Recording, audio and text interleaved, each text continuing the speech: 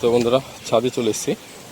আর ছাদে দেখুন এই যে এটা গন্ধরাজ লেবু এবং ড্রাগন এবং অনেকগুলো গাছই আছে।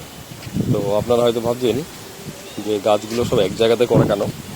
দেখুন বন্ধুরা, 28 তারিখ থেকে যে ঝড় হওয়ার কথা ছিল প্রাকৃতিক দুর্যোগ, আপনারা বন্ধুরা হাওয়া ভিডিও দেখলে বুঝতে পারবেন যে কী পরিমাণে হাওয়া হচ্ছে। তো যে কারণে আমি প্রত্যেকটা গাছ এক জায়গায় করে রেখে দিয়েছি, যাতে করে সবার সাথে একটা সাপোর্ট থাকে, যাতে করে পড়ে না যায়। এর আগে আমার অনেকগুলো টব নষ্ট হয়ে গেছে, সব ভেঙে গেছে এগুলো। এর আগে যে ঝড় হয়েছিল আমি সব এক জায়গাতে রাখিনি, তো এই জন্য সব কিছু এক জায়গায় রেখে দিয়েছি। রাখার পরে রেখে দিচ্ছি যাতে করে ভেঙে না যায় আর কাঠই পড়ে না যায়।